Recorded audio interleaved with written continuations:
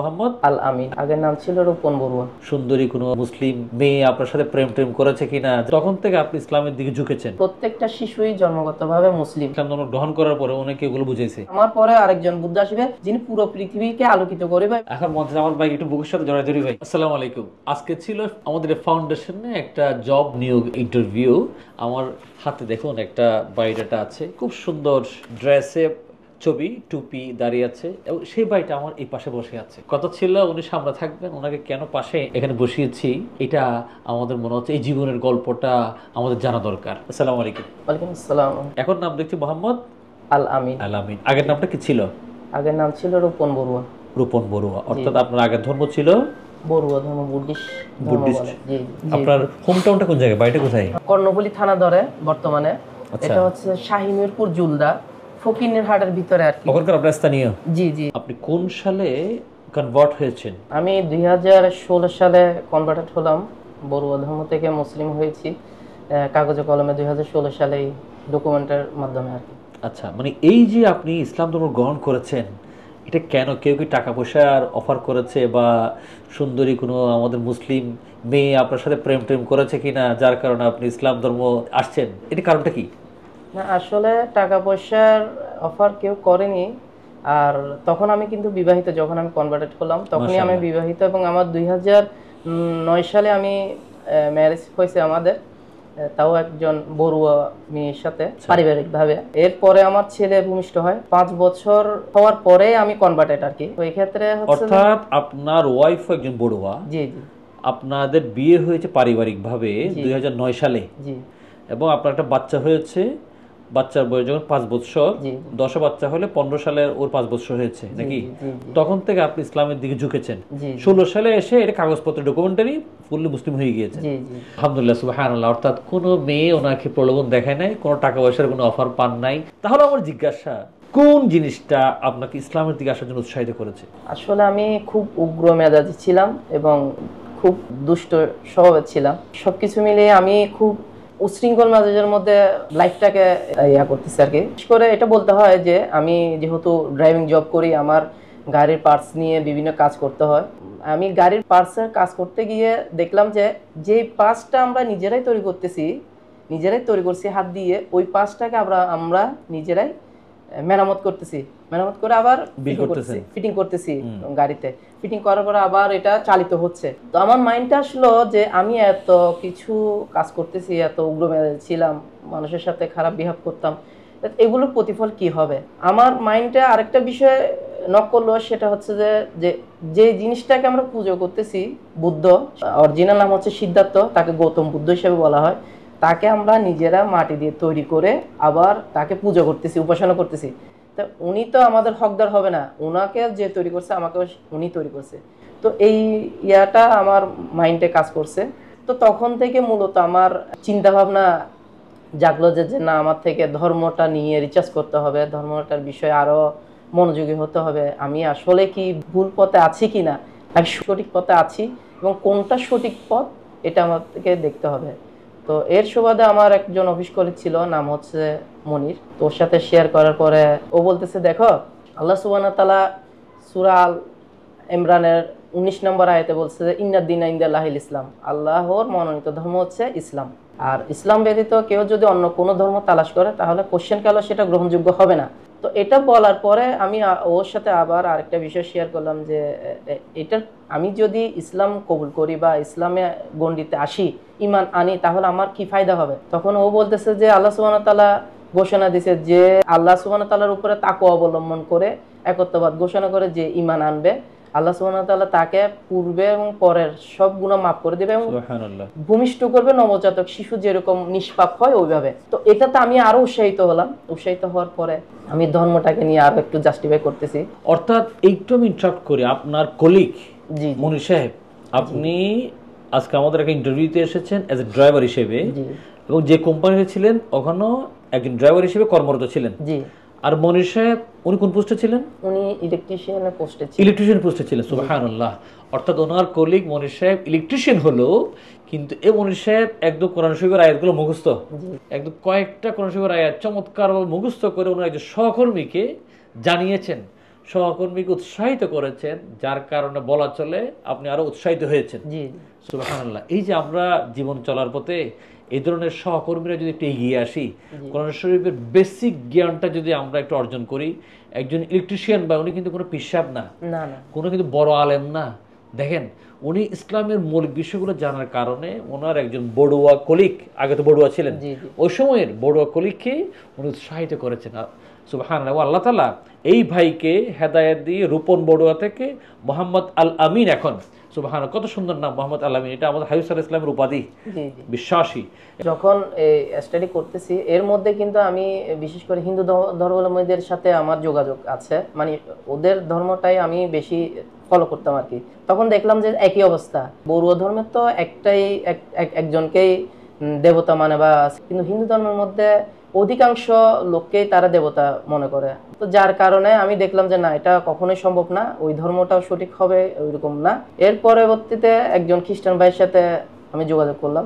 তার সাথে যোগাযোগ করার পরে দেখলাম যে না, তাদের কালচার, তারা কিন্তু ড্রিঙ্ক করে, তারা অ্যালকোহল পান করে, যার কারণে আমি সবকিছু মিলিয়ে দেখতেছি না, এটা কোনোদিনই সম্ভব না, সত্য একমাত্র আল্লাহ সুবহানাহু ওয়া তাআলাই হবে। ভাই আমার একটা ছোট জিজ্ঞাসা, আপনি তো ড্রাইভার হিসেবে ওখানে কর্মরত ছিলেন, তো একজন ড্রাইভার থেকে বাংলাদেশের প্রেক্ষাপটে আপনি কি স্টাডি করেছেন, কিভাবে থেকে স্টাডি করেছেন, বই পুস্তক বা কার বই বা ইউটিউব দেখে, কি একটু বলবেন কাইন্ডলি? আসলে বড়ুয়া ধর্মের মধ্যে তো ত্রিপিটক আছে, ওটাও মানুষের তৈরি লেখা, আমি যতটুকু জানতে পারলাম আর কি। কারণ ওটা মূলত বাংলাদেশে বা বিভিন্ন রাষ্ট্রে প্রচলন করছে জাপানিজরা। ত্রিপিটকে আপনার মুখস্থ আছে কিছু? না। আপনি যে একজন বৌদ্ধ ধর্মাবলম্বী ছিলেন, জি জি জি বৌদ্ধ ধর্মাবলম্বীর এটা বিশ্বাস করবো কেমন?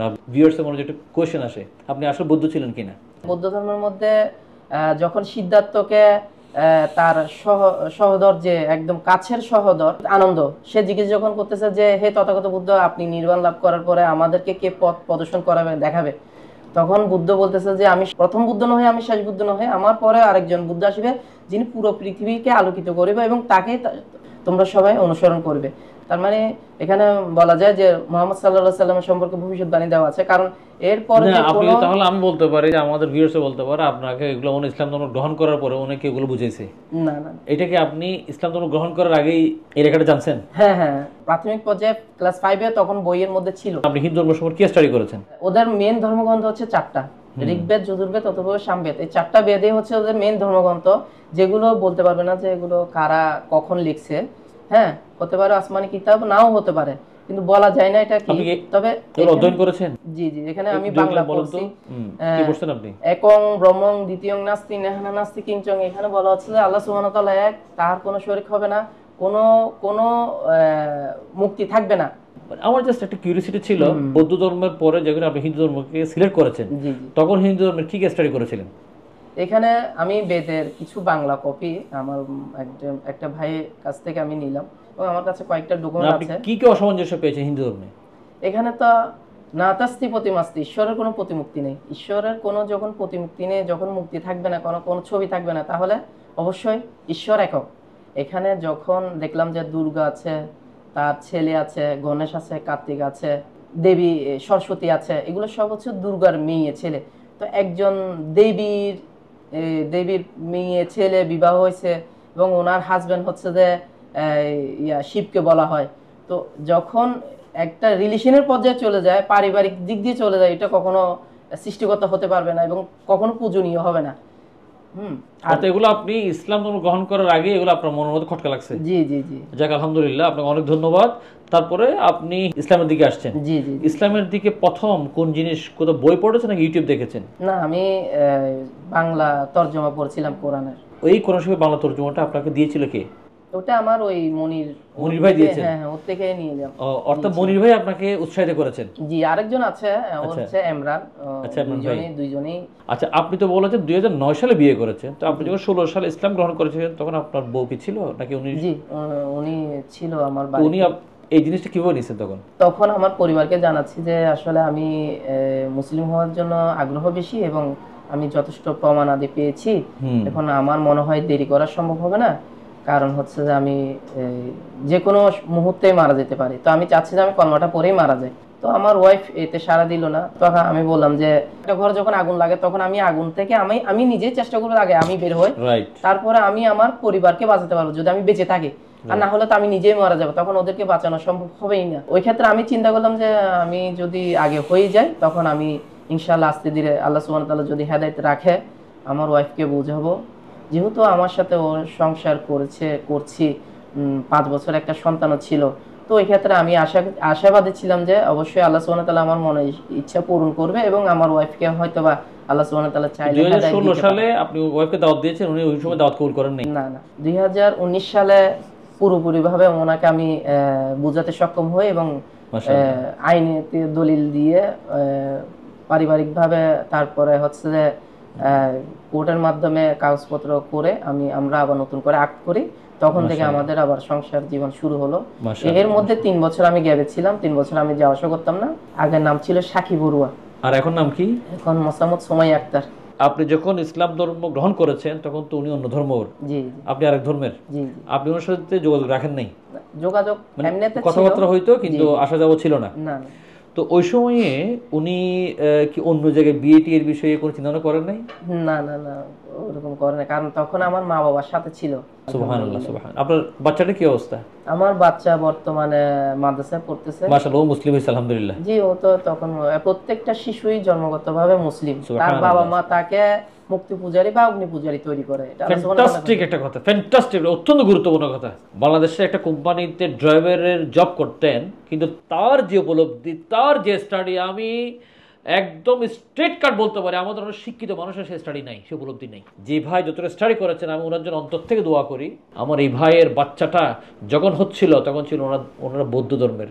উনি 2016 সালে ইসলাম ধর্ম গ্রহণ করেছেন এবং আলহামদুলিল্লাহ উনি আল্লাহর কাছে চেয়েছেন, তার বউকে বুঝিয়েছেন, তার বউ 2019 সালে ইসলাম ধর্ম গ্রহণ করেছে, ওদের বাচ্চাকে মাদ্রাসায় পড়ে।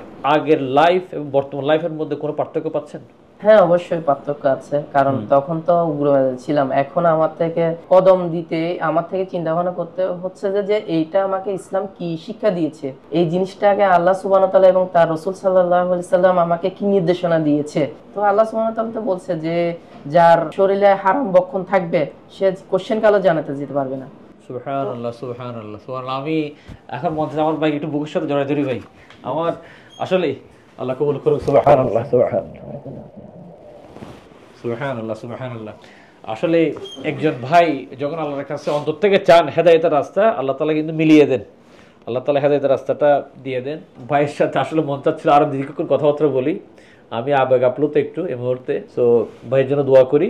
কোনো বড় চাকরি না, ক্ষুদ্র একটা চাকরি করে হালাল ইনকামের জন্য খুব জীবন সংগ্রাম করতেছে এবং উনি যে কথা বলেছে প্রতি কদমে কদমে আল্লাহ তাআলা কি দেখছেন, ইসলাম কি বলতেছে, এরকম যদি উনি বাকি জীবন অতিবাহিত করতে পারেন, গ্যারান্টি দিয়ে বলা যায় উনি সোজা জান্নাতের দিকে ছুটছেন। আল্লাহ তাআলা আমাদেরকে সকলকে এই রাস্তাটা দান করুক, এই পথটা দান করুক।